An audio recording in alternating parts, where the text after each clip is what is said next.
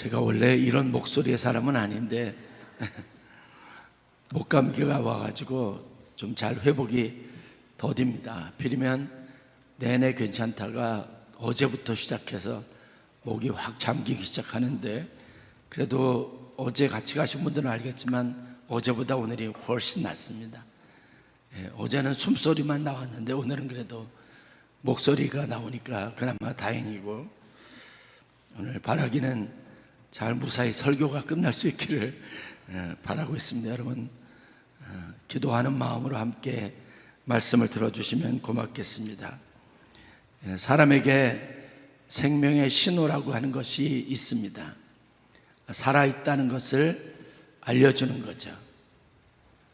그래서 여러분, 아무리 중환자실에 누워 있어도 그 사람에게 생명이 있다는 것을 의학적으로 판명을 하면 그 다음에 그 생명의 기운을 존중하고 다시 회복되기를 바라는 소망들을 누구나 다 갖게 되어져 있습니다. 오늘 말씀은 어려운 박해와 환난과 고난의 시기에 움츠러들어 있는 교회와 성도들에게 하나님께서 베드로를 통해서 예수와의 짧은 인연과 삶의 나눔을 경험했던 베드로를 통해서 그로 말미암아 얻었던 충만함을 경험한 베드로에게 말씀을 그 입에 담게 하시고 전달하게 하신 겁니다. 아무리 힘이 들어도 우리 안에 예수의 생명이 흐르고 있으면 넉넉히 이길 줄 믿습니다.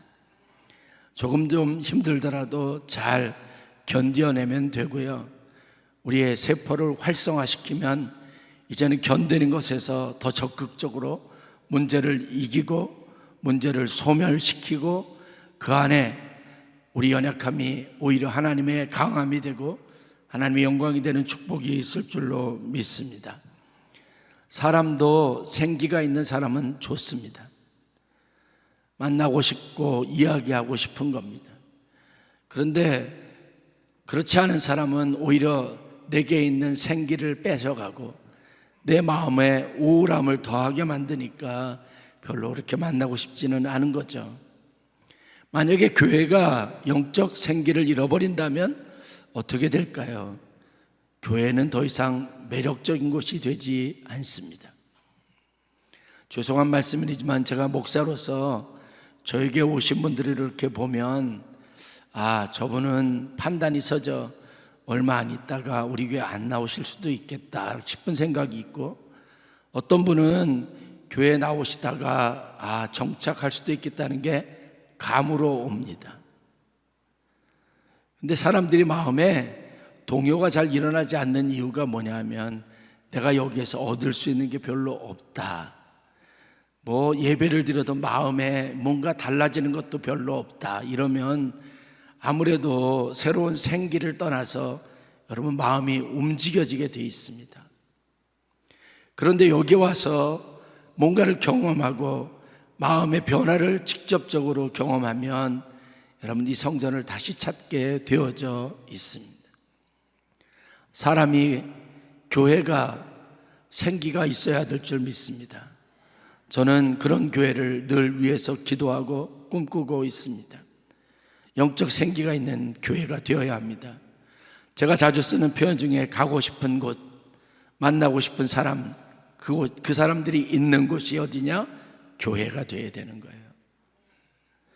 미국 연합감리교회에서 교회의 활력 요인이 무엇일까를 의뢰해서 한 기관에서 조사를 한 적이 있습니다.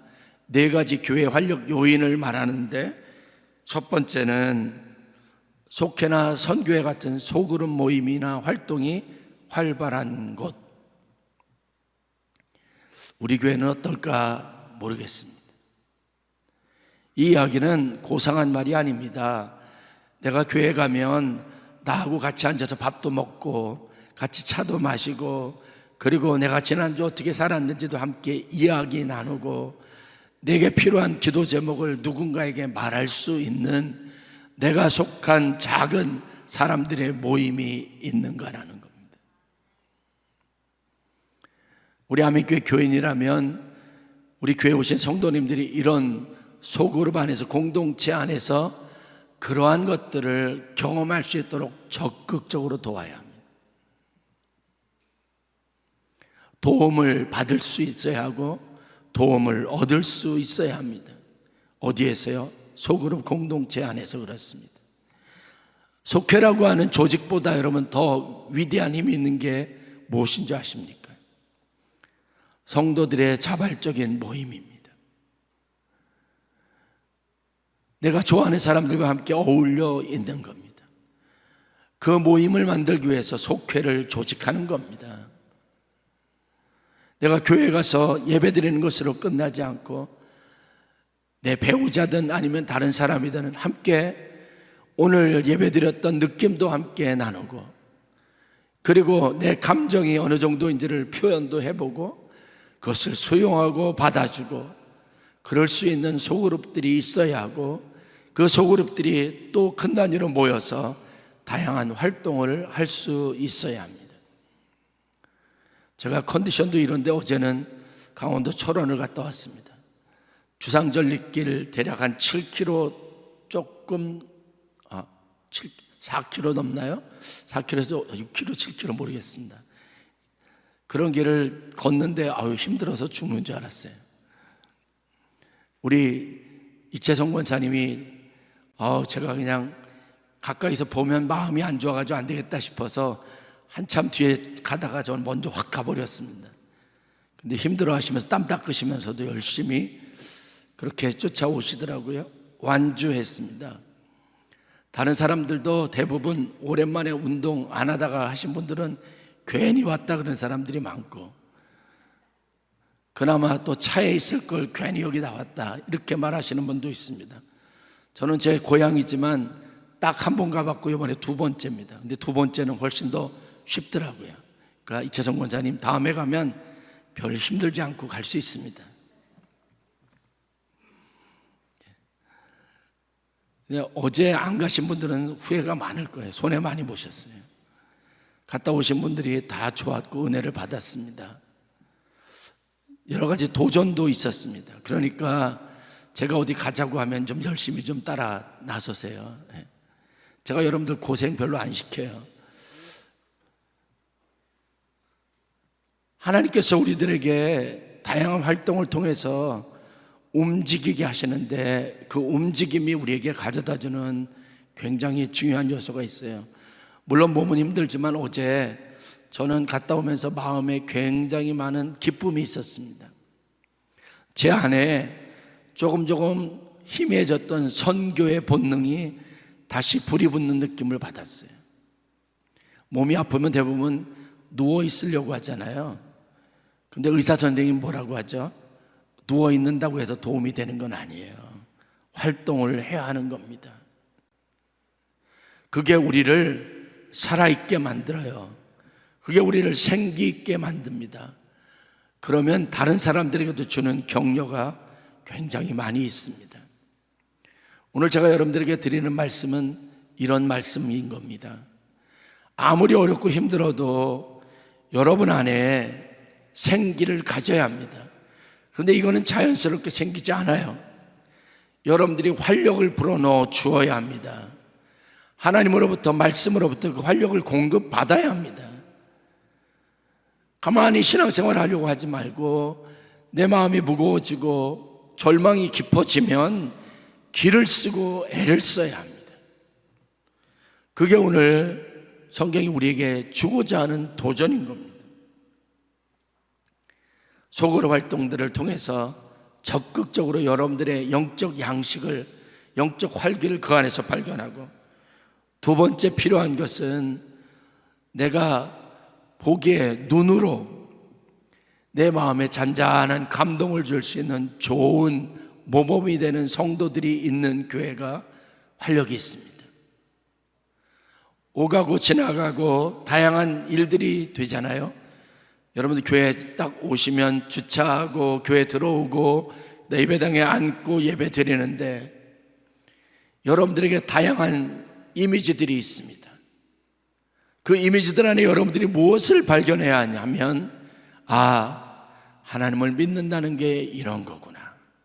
저분들은 왜 저런 열심을 가지고 남들이 시키지 않아도 저런 일을 하고 있을까?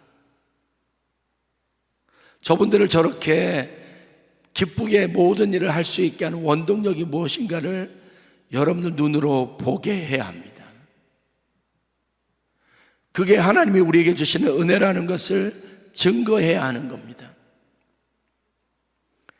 그래서 우리가 내 인생에 또 다른 활력을 발견할 수 있어야 되는 거죠. 이게 교회가 가지고 있는 중요한 활력의 요인입니다. 세 번째는 목사님이에요. 목회자들. 목회자들에게는 여러분들이 봐야 할 게 딱 한 가지가 있는데 뭐냐면 하나님의 교회를 얼마나 사랑하는지를 발견해야 합니다.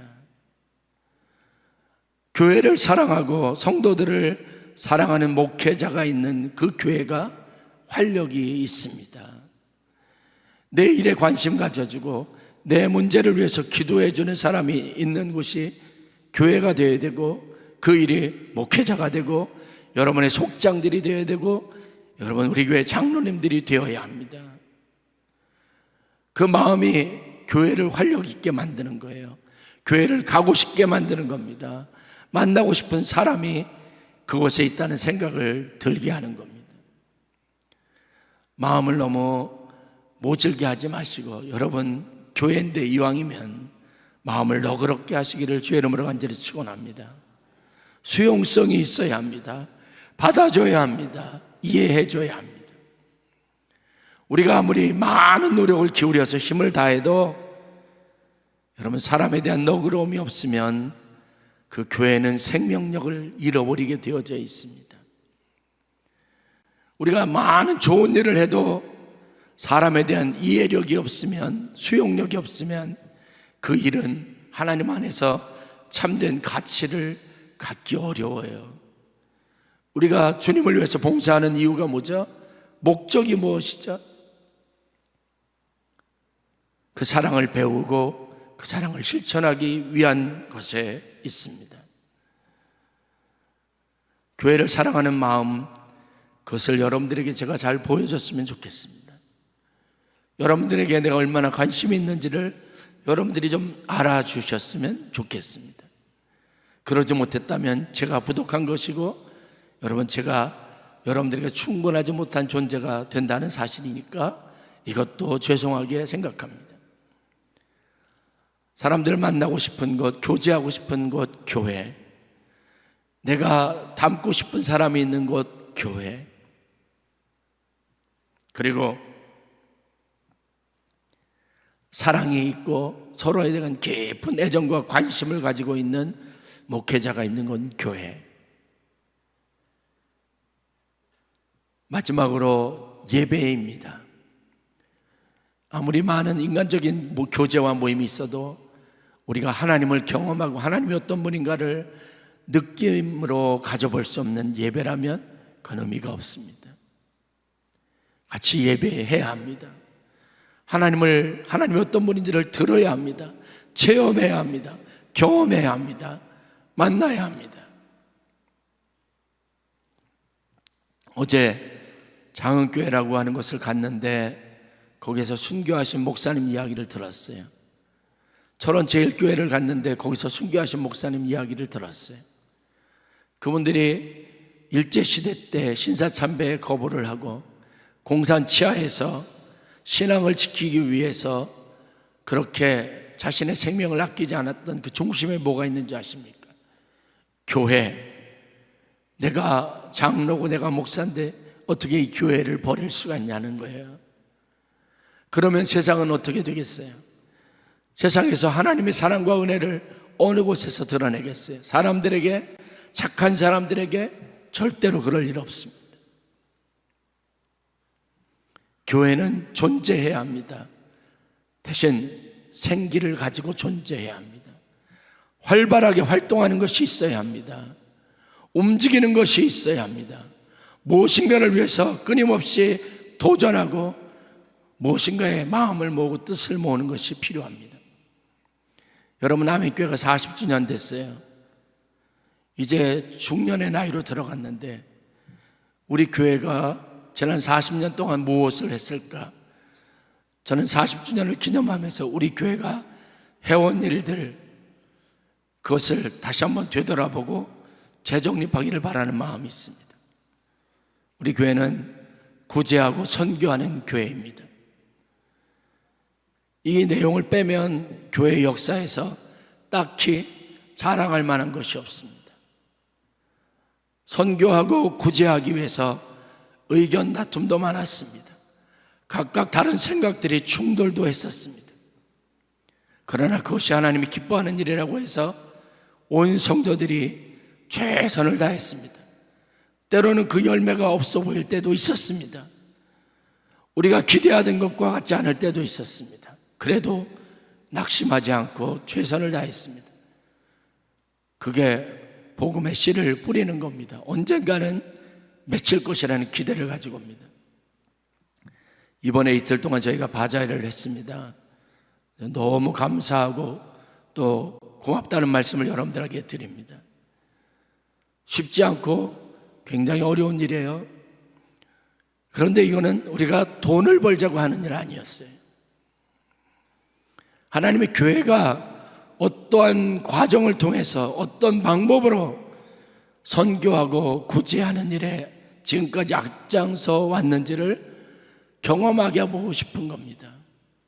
어린아이부터 어른들까지 다 함께, 심지어는 우리와 우리를 아는 지인들, 우리 교회를 위해서 기도해 주시는 지인들까지 포함해서 다 함께, 그래서 이런 결과를 가지고 우리가 함께 기뻐하고 또 우리는 그 안에서 같이 성장하고 성숙하는 즐거움을 누리게 되는 겁니다.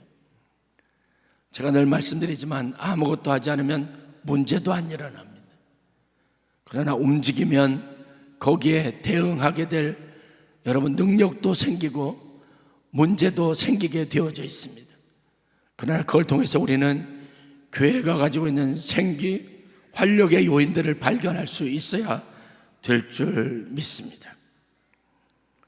많은 사람들이 대부분 교회가 힘이 있어야 무엇을 한다고 생각하는 것 같습니다. 아니에요. 교회는 성령 충만함으로 움직여지는 조직입니다. 성령 충만함은 누구에게요? 하나님의 은혜를 사모하는 이야기예요. 즉 다시 말해서 아무것도 스스로 할 수 없다고 여기는 연약한 사람에게 부어지는 특징이 있습니다. 많은 사람들이 교회의 크기, 교인의 수, 재정 능력을 교회가 가지고 있는 능력이라고 생각하는데 이거는 절대적으로 옳지 않은 말씀입니다.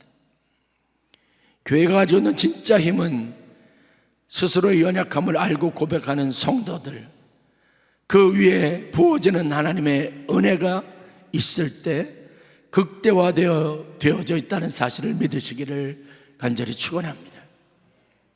저희 교회는 저희 사이즈보다 늘 힘에 넘도록, 힘에 다하도록 선교하고 구제하는 교회입니다.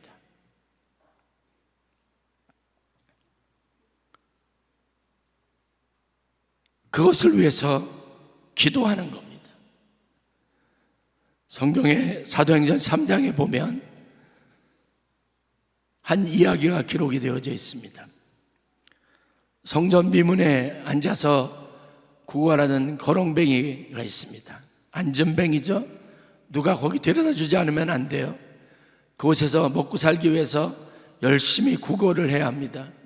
요즘 개념으로 보면 누가 앵벌이 시키는 줄 알 수도 있어요. 그 사람에게 돈 벌게 하고 그 사람이 버는 구걸에서 받은 돈은 다 누가 뺏어갈 수도 있습니다. 그게 오래되면 누구나 다 자연스럽게 그렇게 생각하는 거예요. 거기다 데려놓는 사람을 나쁜 사람이라고 말할 겁니다.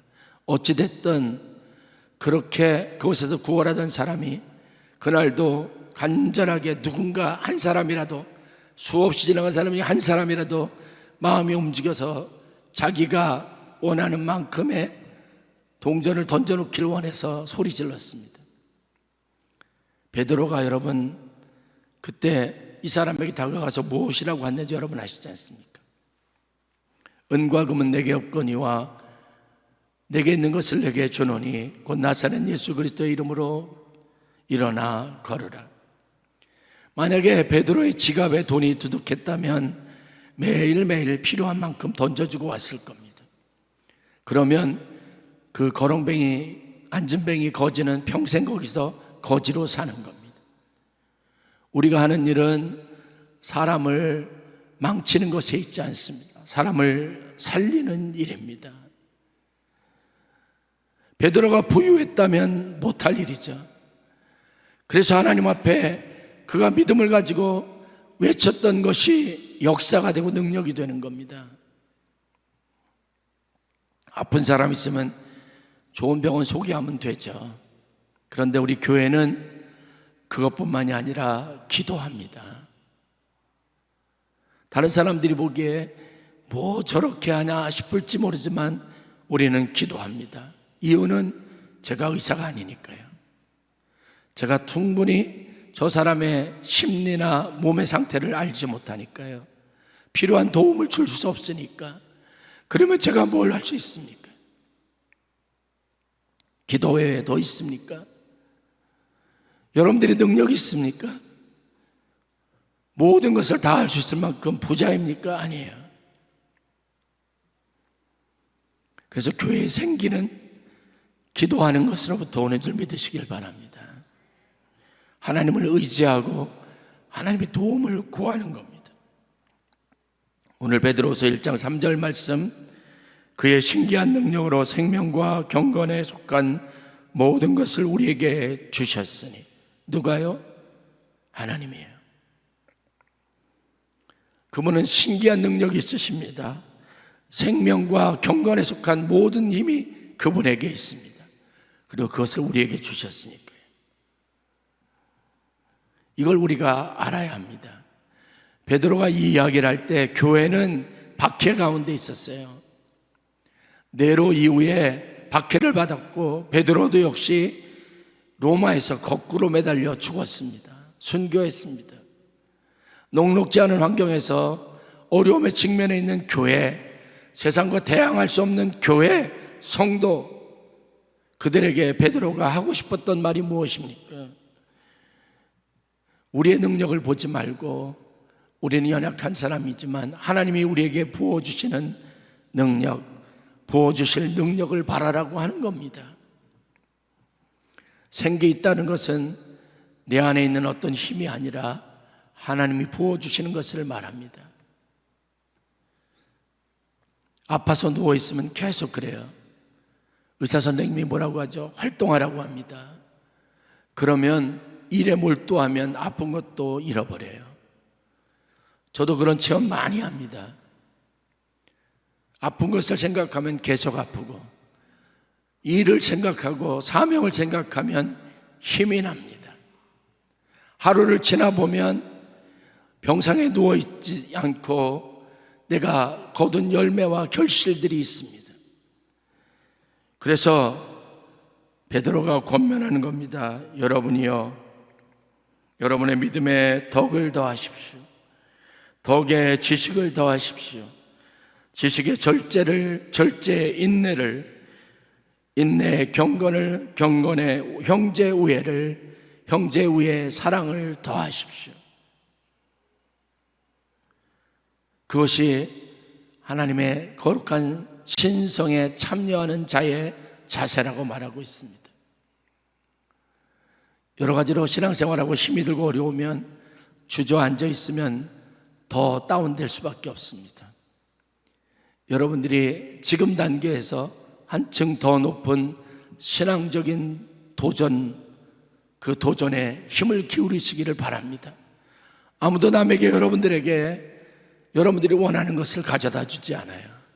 하나님이 주시는 겁니다.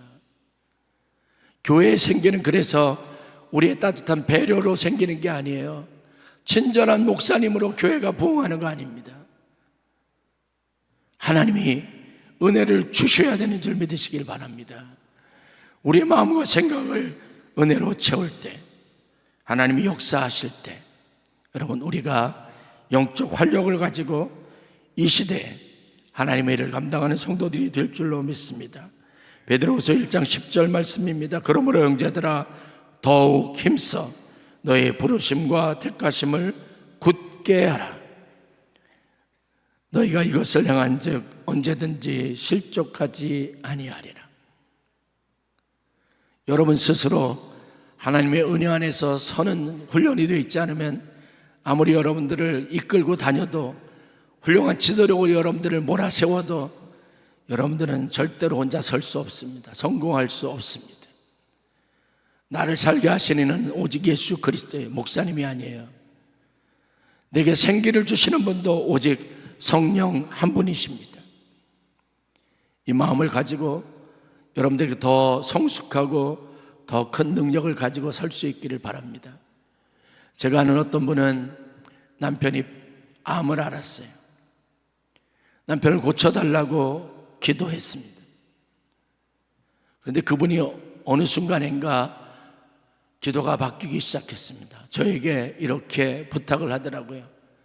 목사님, 내가 남편을 간호하고 남편을 돌볼 수 있는, 남편에게 낙심이 아니라 소망을 줄 수 있는 믿음 있는 사람이 되게 해달라고 기도해달라고 하더라고요. 옆에서 투병하고 있는 남편에게 힘을 주고 싶은데 그 힘이 없었던 거예요. 그 안타까움이 있었던 거예요. 그러면서 목사님, 이제는 하나님의 치료가 아니라 내게 하나님의 은혜가 필요한 것 같아요. 그래서 그분은 그렇게 기도했고 하나님의 은혜를 힘입었습니다. 남편을 치유하면서 여러분 치유의 능력을 갖게 됐어요. 그래서 다른 사람들, 아픈 사람들을 위해서 기도해 줍니다.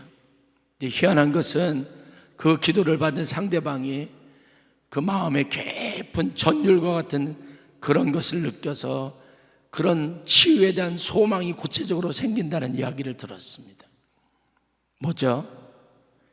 하나님이 힘을 주시면 그 생기가 우리를 살게 하는 거죠. 초대교회 사도들처럼 그 생기가 교회를 힘있게 하고 하나님의 일을 왕성하게 하는 능력의 근원이 될 줄로 믿습니다. 바라기는 오늘 삶의 이런 고단한 과정 가운데 있는 여러분에게 예수 그리스도의 은혜와 성령과 생명의 충만함이 함께하기를 주의 이름으로 간절히 축원합니다. 낙심한 마음에 소망으로 역사하실 우리 주 예수 그리스도의 은혜가 함께하기를 간절히 축원합니다.